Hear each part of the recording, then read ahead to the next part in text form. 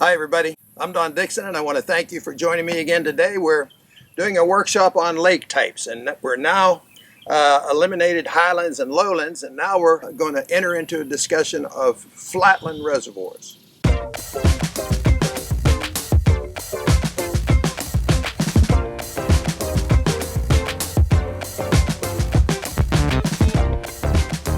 Flatlands come in various sizes and shapes. But when we say flatland reservoir, basically what we're saying is these are reservoirs that were built in flat terrain. Now, some of these lakes might be built in sort of hilly country, especially maybe some of them in the dam areas. It'll be sort of in hilly country, but where the water is, they've only flooded the flat areas. So hence we get the term flatland reservoirs. So as we enter into it, I'm going to start with Flatland 1 reservoirs. And these are really important reservoirs in this country because they're found almost everywhere in some form or another. And there's a few different types, and that's we're going to talk about that. We're going to bring that up. But I'm starting with the Flatland 1 reservoirs, and I'm starting with a diagram I want to show you. This is a typical little flatland reservoir.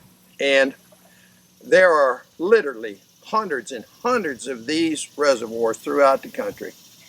They're small, and many of them were built for local water supplies. And they could range anywhere from 100 or 200 acres to maybe 700 or 800 acres. But they're small reservoirs, but they're pretty much everywhere. In fact, so many of them are so small that they're not even shown on a road map. But a lot of my subscribers and a lot of the fishermen over the years that I've run into are fishing these little flatlands. Now, in my travels back in the day when I was promoting, most of the time I was looking for the big impoundment, where all the notoriety came from, and most of these little small reservoirs don't get talked about much. However, they can be a real good fishery. And in many cases, it's the only impoundments that might be available to you where you live. So we're going to talk about these smaller flatland ones to begin with.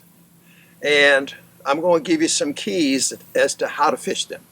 Now, I'm going to start where we start all of our general interpretations, and it's especially true in a flatland reservoir. We have to begin by understanding without question the home of the fish in these reservoirs is the channel, period. Now, these small little local water supply Flatland 1 reservoirs, most of where the flats come out and break into the main river channel are fairly shallow. Even in the deepest area of the lake towards the dam, you might have the flats at about 15 feet. And then it breaks into the river channel, the old river channel. Now, in most cases, that old river channel is not all that deep either. It could be 22, 24, 27 feet deep, something like that. It may even get to 30 feet deep. And that's not very deep. However, it's deep enough to sustain a good population of fish. So the question is, what are the keys to fishing these little rascals? As you look at this diagram, you won't see any shoreline-related bars reaching out, cutting across the flats. And in many cases, there only might be one little feeder stream, maybe. You don't even have much advantage there by looking for some feeder stream cuts that break through the flat, because in many cases it doesn't exist. So as you begin to interpret this situation, we know the home of the fish is the channel, period. But yet we don't have any visible structure that we see that we can identify to go and locate our fish. As you begin to interpret that situation, the fish are somewhere in the channel, and as you go from the dam area all the way through the lake, you won't see very many changes in depth. Not only won't the flats change all that much in depth, but the depth in the channel won't change very much either. In other words, it might be 27 foot in the channel down in the dam area, and when you get almost up to the end of the lake, it'll still be 22, 24 feet. The flats might be breaking at 15 feet down in the dam area into the channel. And as you go way up the lake, it may still be breaking at just about 12 feet into the channel. So there's not much difference from the lower end of the reservoir to the upper end. Pretty much the same situation. You have these flats that are reaching out from the bank, breaking into the old river channel. And there's my fish. But where along those break lines to the channel are we going to find our fish? Well, in these water supply little baby, what I call baby flatlands, many times along that river channel you'll see it won't be really pronounced, but it'll be a hump-like feature maybe occurring. And again, not real pronounced, but if you look close, you'll find maybe a little hump-like feature along the channel break line. And that would be a break on the break line. That would be the feature that the fish could identify. Otherwise, as they're down in the channel looking up at that break line, it all looks the same to them. So anytime you come to any one of those little hump-like areas along the channel, concentrate your efforts right there. If you do not find any of those, you're just going to be working that channel until you find those fish. And that's why trolling is so important. It's important in all fishing. But in this little situation, trolling's the way to go. Trolling is a way to locate the fish. Where along that break line are they going to be? They're going to be at a break. And many times, you won't be able to see that break. You might find all of a sudden there's a major change in direction, and of course that would be a spot we would concentrate on. But in many cases, your fish are going to give it away. You'll be working that break line and bang, all of a sudden there's a fish. You throw a marker and you go to work and you've located the fish in your little Flatland 1 reservoir. Now we're going to go to a much larger Flatland reservoir, but yet still it's a Flatland 1 category. You can have a relatively short dam in this type of reservoir, or you could have a relatively longer dam in a Flatland 1. But in many cases, it'll look like this new diagram I'm going to show you right now. This is, again, a Flatland 1 reservoir, but it's a little different than that water supply. It's a little bit different. This might be a few thousand acres. It might even be bigger than that. But it is of the Flatland variety. So as you're looking at it, you can't find any shoreline-related features or anything visible by looking at the map to say there's a migration route. You can't see it. It doesn't exist. There's just these big expanses of flats reaching out to the old river channel. This would be the same as a Flatland 1, which we talked about earlier, or this particular larger variety of a Flatland 1. We have long flats reaching out from the shore with no shoreline-related structures that reach all the way to the channel. And you know, for a structure to be good, we've said many times before, it must lead all the way from the shallows to the deep. If it doesn't lead all the way, it won't produce. But we don't see anything on this map that's showing structure leading to the channel. But yet we know the channel is the home of the fish. So in this particular, much larger Flatland 1 reservoir, as I'm showing in this diagram, we're showing the old river channel just meandering all the way through this reservoir. Where are we going to fish?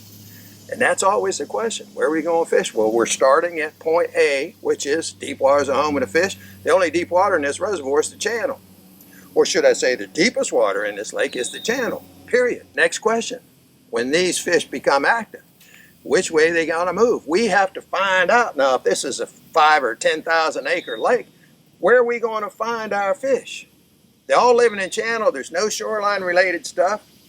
I should mention occasionally you might find one with an old roadbed going through it. As a matter of fact, I found 2 of those in Texas. And there I found all my fish on the roadbed. And one was spectacular. But in most cases, there won't be a roadbed. There won't be our typical man-made stuff we're looking for. We're just seeing this Flatland 1 layout, a bunch of flats with an old river channel running through it. Where am I going to find my fish? If you'll take another look at this diagram, you'll see some X's. And I marked X's where you had a change in direction on the old river channel. Remember we talked about whether it's fishing a one-sided bar down here in Florida, fishing a deep water slot, or fishing a flatland reservoir. If we're fishing Lake Erie or one of the Great Lakes, we're way out somewhere fishing a little break line. It's basically a one-sided deal that we're following along to find where on that break line are my fish. I don't have shoreline related features. Don't have it in Florida. Don't have it up in Lake Erie. And I don't have it in this big flatland. So how am I going to identify where I might expect to catch a fish? Look at those X's that I have marked. If you'll notice, every one is where I have a change in direction, where that old river channel made a complete change in direction. Went a little ways and made another complete change. All those spots I've marked with X's. Now, let's go back to our earlier discussion on rivers. Before this reservoir was flooded, that was a river situation. And if you remember, what are our keys in fishing a river situation? Outside bends, where we have a change in direction, but the business is always on the outside of the bend, where the inside slopes and becomes sort of flat and slopey and not productive, where my structure, my breaks and my break lines in the deepest water will always be on that outside bend. So as I look at this Flatland 1 reservoir, I don't have any place where I can pinpoint the fish, but I can see where those outside bends are on the old river channel. And I'm going to locate them, and that's where I'm going to concentrate my efforts, on all of the outside bends.